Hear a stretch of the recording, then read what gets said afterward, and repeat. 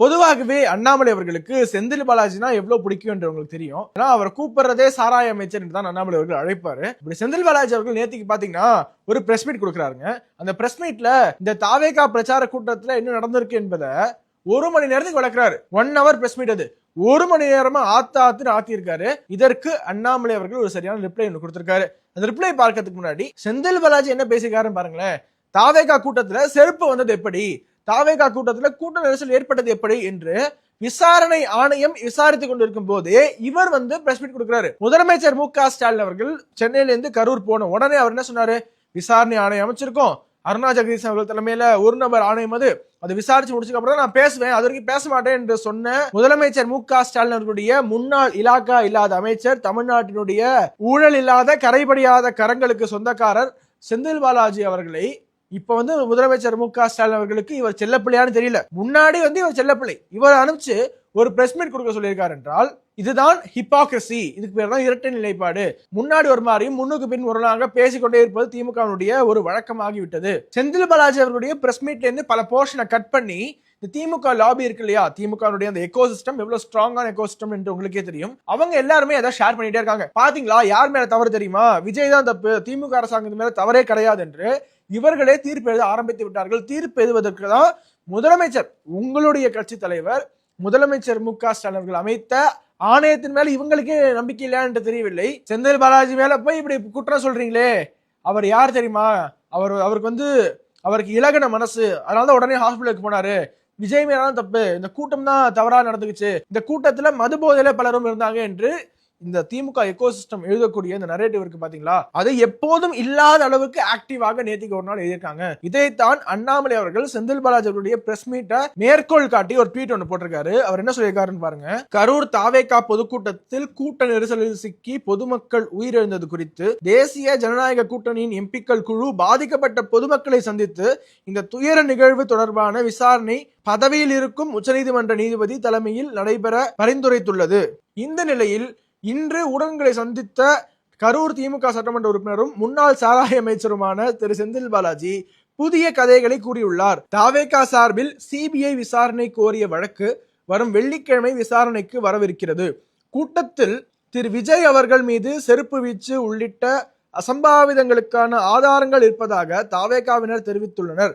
விசாரணையின் போது தாவேகா வழக்கறிஞர்கள் சமர்ப்பிக்கும் ஆதாரங்களை ஏற்றுக்கொள்வதும் மறுப்பதும் நீதிமன்றம் முடிவு செய்ய வேண்டியது. மேலும் தேசிய ஜனநாயக கூட்டணியின் உண்மை அறியும் குழுவிடம் பெண்மணி ஒருவர் கூட்டத்தில் கத்தி குத்து நடந்ததாக கூறியுள்ளார். அந்த சைடுல கத்தியெல்லாம் கிழிச்சிட்டாங்க. This is one complaint from lot of general public. After the commotion started, some miscreants used a knife and they were opposite side. Miscreants were trying to create wound for people. Randomly they were doing this. Where was she standing? akka neenga enga ninneenga? நாங்க இந்த ditchல விழுந்தோம். akka fell into the ditch. இப்படி பல்வேறு குற்றச்சாட்டுகள் இருக்கையில் இவர் இப்போது ஊடக சந்திப்பு நடத்தி அவையெல்லாம் வதந்தி என்று கூற வேண்டிய அவசியம் என்ன? கூட்டம் நடந்த கரூர் வேலுசாமிபுரம் கூட்டம் நடைபெற தகுதியான இடமா என்பதை விசாரிக்க திமுக அரசே ஒரு ஆணையம் அமைத்துள்ள நிலையில் அதை குறித்து திரு செந்தில் பாலாஜி பேச வேண்டிய அவசியம் என்ன? கருத்து திணிப்பு ஏற்படுவதன் நோக்கம் என்ன என்ற கேள்விகள் எழுகின்றன.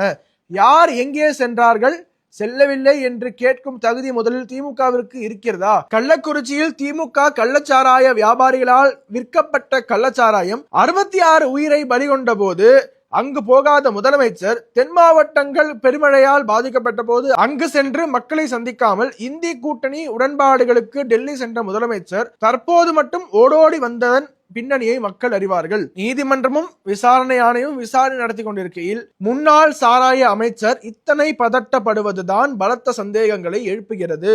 இந்த ட்வீட்டோட கமெண்ட் செக்ஷன்ல, கோட் ட்வீட்ல என்று எல்லாத்திலுமே அண்ணாமலை அவர்கள் செந்தில் பாலாஜியை சாராய அமைச்சர் என்று குறிப்பிட்டதுதான் அவங்க திரும்ப திரும்ப அதை மேற்கோள் காட்டி சிரிக்கிறாங்க. ஏன்னா இதுக்கு முன்னாடி நீங்க பார்த்திருப்பீங்க, ரஃபேல் வாட்ச் தொடர்பாக கேள்வி எழுப்பிய போது அண்ணாமலை அவர்கள் செந்தில் பாலாஜி பத்தி டப்புன்னு ஒரு கமெண்ட் சொல்லுவாரு. அது அப்பவே வைரலா போச்சு. ஒரு நிமிஷம் சாராய அமைச்சரை சரக்கு போட்டு பேசியிருப்பாரு.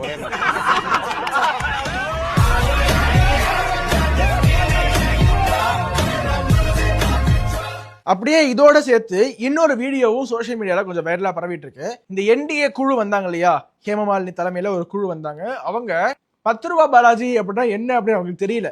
அவங்க கிட்ட அண்ணாமலை அவர்கள் எக்ஸ்பிளைன் பண்றாரு 10 ரூபா பாலாஜினா என்ன அப்படி எக்ஸ்பிளைன் பண்றது அவ்வளவு ஹிலேரியஸா இருக்கு. 20 minutes.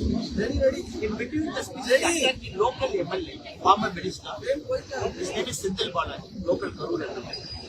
Previously, he was the minister for Tasman and Kerala. There are allegations that the government was charging 10 rupees extra for each bottle. So Mr. Vijay sang a song calling 10 rupees Balaji. So immediately Chappal started flying from left and right of the road. So he is saying, once the Chappal started flying, the whole opposition standing in a stretch of road. The road, this road leads to Karur. This road leads to Erode, Karur, highway. There is no cut. The bus itself is very big. It takes 70% of the road approximately. Even there is a ditch on the side, madam. Then you put the political poster. முதல்ல அண்ணாமலை அவர்களுடைய press meet ஒன்று வைரலா போச்சு. இந்த தாவேகா நிகழ்வு தொடர்பாக அவர் கொடுத்த டீட்டெயிலான ஒரு press meet தாவேகாவினரால கொண்டாடப்பட்டது. தாவேகாவினரை பொறுத்த வரைக்கும் நீங்க ஒரு ஆள் தான் ஏன் நியாயமா பேசுறீங்க, விஜய் ஆதரிச்சு பேசினா நல்லவன், ரைட் மேன் இந்த ராங் பார்ட்டி அப்படிலாம் போட்டு அவங்க ட்ரெண்ட் பண்ணிக்கிட்டு இருக்காங்க. விஜய் ஆதரிக்கலாம் நீ கெட்டவன், இப்படி இவன்லாம் நல்லவன். இவன் நல்லவனுக்கு என்ன டெஃபினேஷன்? இந்த தாவேகா நிகழ்வுல யாரெல்லாம் விஜய் ஆதரிக்கிறாங்களோ அவங்க நல்லவங்க, இல்லைன்னா கெட்டவங்க அப்படின்னு டெஃபினேஷன் வச்சிருக்காங்க. அதை விடுங்க, அப்போ வைரலாச்சா. அதே மாதிரி இப்போது அண்ணாமலையுடைய இந்த கேள்வி வைரலாக அனைவராலும் பேசப்பட்டு கொண்டிருக்கிறது. எதற்காக இப்போது செந்தில் பாலாஜி அவர்கள் வரைஞ்சு கட்டிட்டு வந்து ஒரு பிரஸ் மீட் கொடுக்கணும், இவங்க தான் காரணம் அவங்க தான் காரணம்னு ஏன் சொல்லணும் என்பதுதான் மீண்டும் இப்போது பேசப்பட்டு கொண்டிருக்கிறது. அண்ணாமலையுடைய ஒரு பாயிண்ட், ரொம்ப முக்கியமான பாயிண்ட் நம்ம கவனிக்கணும். இது வரைக்கும் கள்ளக்குறிச்சியில கள்ளச்சாராய மரணங்கள் நடந்தபோது, அரசாங்கத்தினுடைய கம்ப்ளீட் ஃபெயிலியர் நடக்கும்போது அங்கு நேரில் செல்லாத முதலமைச்சர் அவர்கள் தென் மாவட்டங்கள் வெள்ளத்துல மிதந்துகிட்டு இருக்கும் போது அவரு கிளம்பி இண்டி கூட்டணி மீட்டிங்காக டெல்லி போறாரு. அப்போது வெள்ள பாதிப்புகளை பார்வையிடுவதற்காக தென் மாவட்டங்களுக்கு செல்ல வேண்டும் என்று முதலமைச்சருக்கு தோன்றவில்லை. ஆனா இப்போ இப்படிங்கிறதுக்குள்ள கரூருக்கு போயிட்டாரு என்பதான் அண்ணாமலையுடைய கேள்வியா இருக்கு. இது குறித்து உங்களுடைய கருத்து என்ன அப்படிங்கிறத கமெண்ட்ஸ் சொல்லுங்க. மீண்டும் அடுத்த நிகழ்ச்சியை சந்திப்போம். வணக்கம். வந்தே மாத்திரம்.